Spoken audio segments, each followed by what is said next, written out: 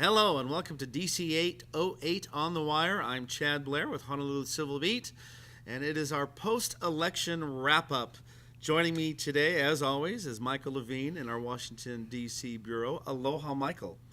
Aloha, Chad. And a special guest today, Neal Milner, a professor emeritus at the University of Hawaii and also a political analyst for KITV who also comments for Civil Beat. Neal, good to be with you. Good to be here. Okay, my first big question is, was the election in Honolulu a referendum on the rail project? Mike, I'm going to go to you first. Of course, Kirk Caldwell elected mayor over Ben Cayetano. I think that it's not a perfect referendum. I mean, it wasn't rail that was literally on the ballot, but it was the major issue of the campaign.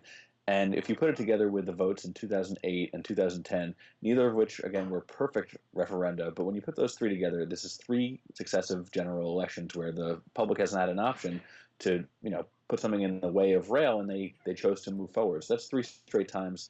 I think at this point it's hard to argue that the public is not behind the project. Okay, Neal, your thoughts on rail? Well, I think in this campaign, initially it was much more a referendum on rail than it became at the end. In fact, at the end, I don't think rail was all that important to either candidates in terms of how they campaigned. Initially, it was the driver to get Ben Cayetano in there. If Ben Cayetano hadn't have gotten interested in running on the basis of an enormously enthusiastic group of people who were anti-rail, the issue of rail never would have been seriously considered. There was no other candidate who could bring that forward.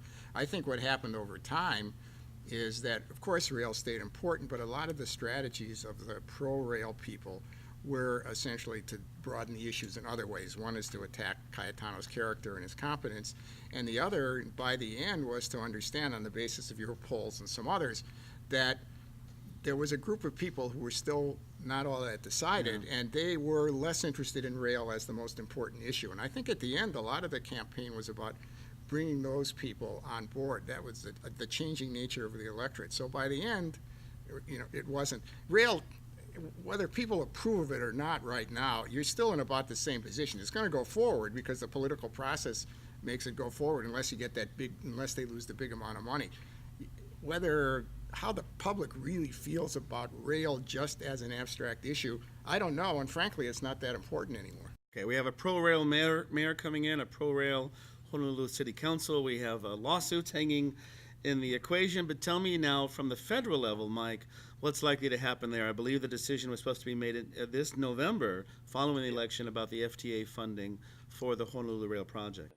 That's true. So at some point in the next 3 weeks or so, the FTA, Department of Transportation, President's Office of Management and Budget, but essentially the executive branch needs to send notice to Congress that they're going to fund the rail project. If they don't do it before the end of November, the 30-day window for Congress to review that warning essentially wouldn't get done before the end of the year. And if it doesn't get done before the end of the year, then Honolulu loses eligibility for some money in a short-term sense. So the clock is ticking. The FTA has been really, really quiet up until now because they didn't want to get involved in local politics. They made that super clear to me on the record, off the record. They would not touch this one. Now that the election is behind us, I think we're going to see at some point before the end of the month, we're going to see an announcement from Dan Inouye, if I were guessing, that's going to say, great news, Congress got notice today that the FTA intends to fund the rail project. I think that they were waiting for this election to end, and now it has. Okay. And speaking of Dan Inouye, Senator Inouye will now have new colleagues in the Congress. He will be the only male in a four-member delegation. He will be joined by Tulsi Gabbard, just elected to the Congress, Colleen Hanabusa, re-elected to the Congress, and Mazie Hirono, moving from the House to the Senate. All three of them made comment last night at Democratic campaign headquarters about how Dan will be surrounded by women, and if you add Irene Inouye, that's Dan Inouye's wife, that maybe the women are going to have their say. I'll turn to Mike first, and then Neal for comment on that. It's not that long ago that Hawaii's delegation was all men, I don't think. I mean, we had Akaka for many years now. Before that, we had Neil Abercrombie for 20 years. Ed Case was there briefly, and before that. So it's a pretty, over a few cycles, we've had a pretty good turn. I think some of the talk on the mainland today has been that there's a lot of good news for women in the election last night. Not only women candidates and having the most women ever in the Senate, including Mazie Hirono, but also women's issues became one of the drivers of Democrats' success in some of those races. We saw Todd Aiken lost in Missouri, and we saw the Indiana race that went on one of those rape comments as well. Neal, your thoughts on the women's vote, Well, the women leadership role here? Women leadership role. First of all, I think Colleen becomes the mentor of Tulsi Gabbard. They have this they call it a buddy system. I mean, the first thing to remember is the more important link politically is that they pretty much share the same values and are likely to vote the same way. But it was interesting. KITV last night had a clip of Colleen Hanabusa giving a talk to St. Andrew's Priory, girls' school, young women.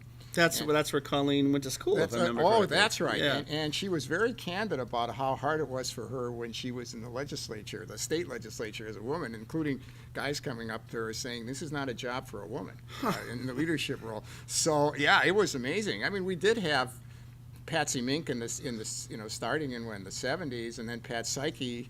That's right, for a brief spell. So, that's right, for a brief spell. So, yeah, I think it's significant that, it's, again, this is a place that's willing to elect women, and it's willing to elect people of color for sure. So, by the way, one other thing, something unusual, I'm sure unparalleled with all the other delegations. Both Colleen Hanabusa and Mazie Hirono are Buddhist. Tulsi Gabbard is a Hindu, and Senator Inouye is Methodist. So we have diversity there in terms of religion. Speaking of women, the last question I want to talk about is Linda Lingle. Had she won last night, she would have the honor of being Hawaii's first female senator, but that is not the case. I wondered just briefly if you would opine on the future of Linda Lingle. Does she, in fact, still have one? Neal can probably speak to this better than I can, so I'm actually looking forward to hearing what he has to say. Way to dodge, if you Mike. had said a couple of years ago, Linda Lingle's future was very bright. I mean, Yes. she was two-term governor, looked very viable for federal office. I don't think that they may have known that this loss was coming with Obama at the top of the ticket, but I don't think that they could have possibly imagined that she would lose by 25 with all the money that she spent and the Chamber of Commerce spent on her behalf. She got blown out. I'm not sure where she goes from here. I don't think she can go back to state politics or local politics. Maybe she'll run for Honolulu mayor. I'm just kidding. Neal, your thoughts on the future of Linda Lingle? She's only 59, two-term governor, former Maui mayor, former Maui councilwoman. well, here's an advanced plug for what I think Civil Beat's going to publish of mine. I think the Republicans did so badly that it doesn't make any difference that they had really good candidates, and it isn't going to make any difference in the future. If things stay the same way for the Republicans in terms of basic party identification disparities, Linda Lingle doesn't have a future unless she wants to keep running for office and losing. And it's not because there's anything that she can do better as a candidate. She can't. And so I'm sure they'll be happy to have her run again because I think they're going to have the same trouble next time. So if I were she, that's one of the things that I would consider very carefully. Is she competent enough to have a future? Yeah, in lots of places. Could she win offices in the future? Yeah, lots of places, but not necessarily here. So I think that's the real limitation. That doesn't say anything about how emotionally how she feels about this thing. And she won't be serving in a Romney administration either. Yes. Yeah. So that's true. Chad, I'm wondering if you and Neal can speak to is there any iota of possibility that she could become a Democrat? I mean, we've seen Mike Gabbard do it, which you would have thought wouldn't have been possible, at least on the social issues. What do you think? This is someone who campaigned for Sarah Palin and George Bush and John McCain, and I don't think it would pass the smell test if she tried to do that, although in many ways she really is a moderate Republican. I think she's pro-choice. And so forth. But well, remember, the reason that legislators do it, and I assume Mike Gabbard did it for the same reason. The tradition is you do it because you have more influence and power in the party.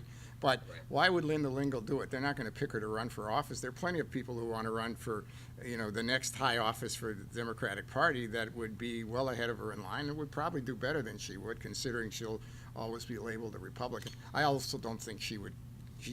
I think she's too principled to go in that direction. So we're going to have to stop there. It's been a real treat talking with you guys. Mike, I hope you go get some sleep at this point. It was a long night. Mike Levine joined us in Washington, D.C. as always. And our special guest today, Neal Milner. You'll come back here. You'll come back again. Sure. Thank you. For DC808 on the Wire, I'm Chad Blair. A hooey ho.